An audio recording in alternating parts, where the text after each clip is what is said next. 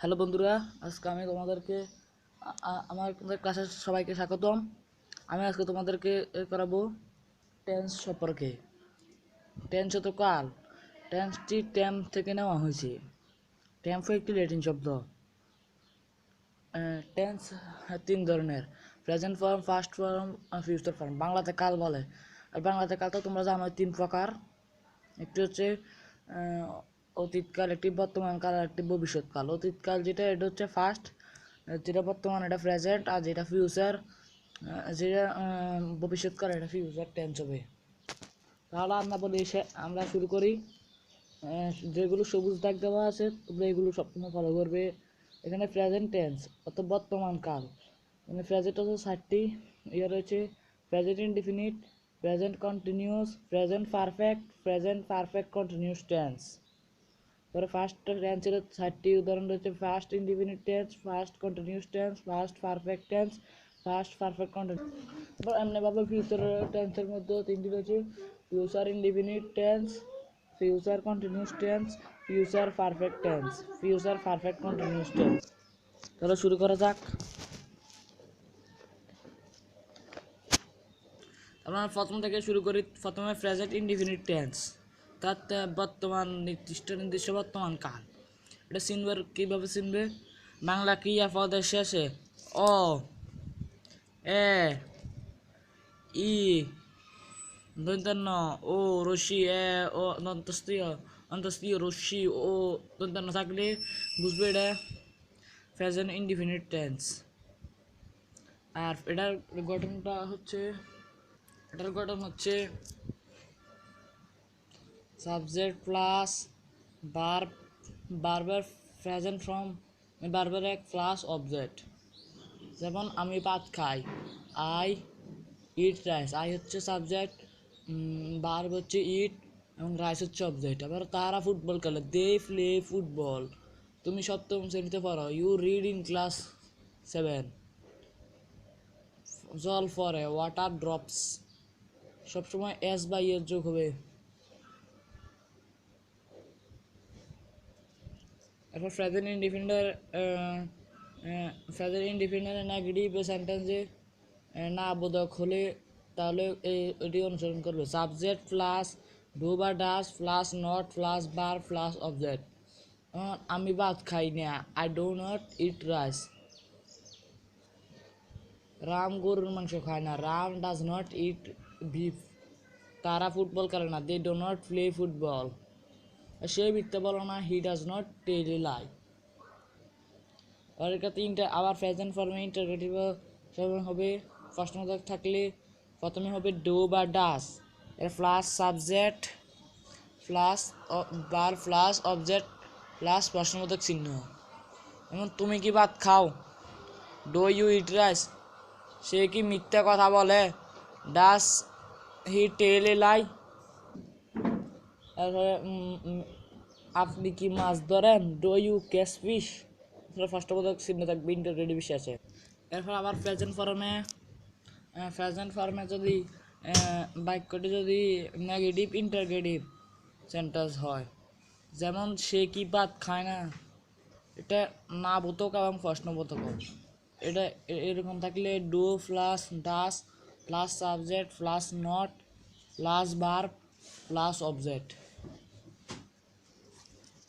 যেমন কয়েকটি উদাহরণ দেওয়া হলো: সে কি ভাত খায় না, does he not eat rice.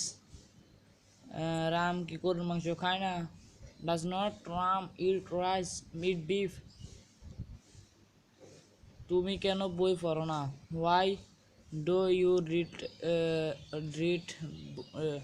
Why do you not read বুক।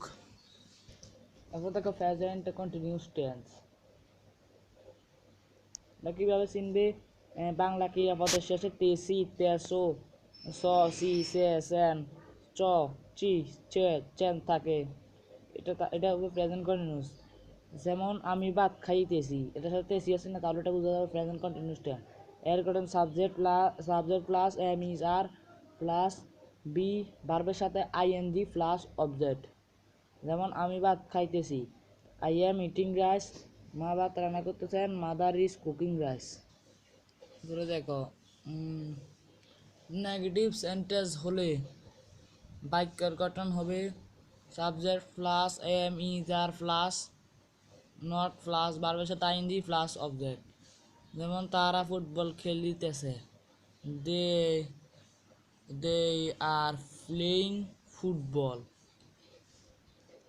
এরপর আবার আছে সে কাজটি করিতেছে না, he is not doing the work.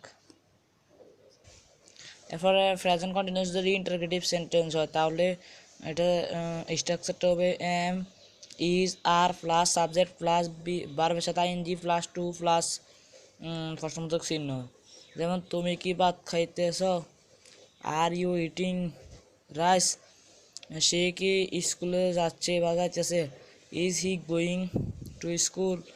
তারা কেন হাসিতেছে, ওয়াই আর দে লাফিং।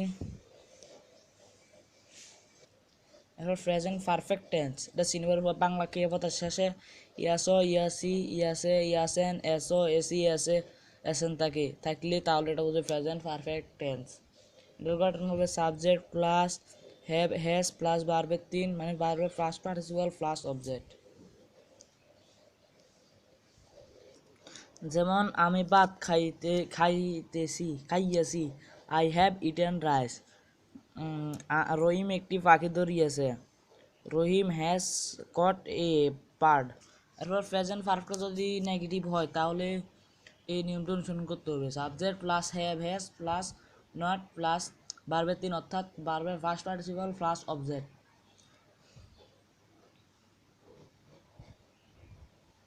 যেমন এক্সাম্পল, আমি কাজটি করি নাই, I have not done the work. সে স্কুলে যায় নাই বা গিয়েছে না, he has not gone to school. এরপরে ইন্টারগেটিভ সেন্টেন্সে প্রশ্নবোধক হলে হ্যাভ হ্যাজ আগে আসবে, এর প্লাস সাবজেক্ট প্লাস ভার্বের 3 মানে অর্থাৎ ভার্বের ফার্স্ট পার্টিসিপাল অর্থাৎ অবজেক্ট প্লাস প্রশ্নবোধক চিহ্ন। যেমন তুমি কি ক্রিকেট খেলছ, হ্যাভ ইউ প্লেড ক্রিকেট। সে কি চা পান করিয়াছে বা করেছে, has he drinking tea. Negative interrogative হলে এই নিয়মটা অনুসরণ করতে হবে have has plus subject plus not ভার্বের 3 অর্থাৎ ভার্বের first participle plus object plus প্রশ্নবোধক চিহ্ন। সে কি ছবি আঁকে নাই বা আঁকিয়েছে না, has he not drawn picture. সে রোকেয়া কি ভাত খায় নাই, has not Rokeya eaten rice. এরপর প্রেজেন্ট পারফেক্ট কন্টিনিউয়াস হলে এটাকে এইভাবে চিনবে বাংলা ক্রিয়াপদের শেষে দরিয়া যাবৎ হইতে থেকে পবিত্র থাকে এবং ক্রিয়াপদের শেষে প্রেজেন্ট কন্টিনিউয়াস টেন্সের রূপ থাকে। এটার গঠন হবে subject plus have has plus been plus verb plus ING plus object plus since বা ফর প্লাস টাইম। এমন উদাহরণ, সে 1 ঘন্টা ধরিয়া ফুটবল খেলিতেছে বা খেলছে, he has been playing football for an hour. আমি সকাল হইতে পড়িতেছি, I have been reading science morning.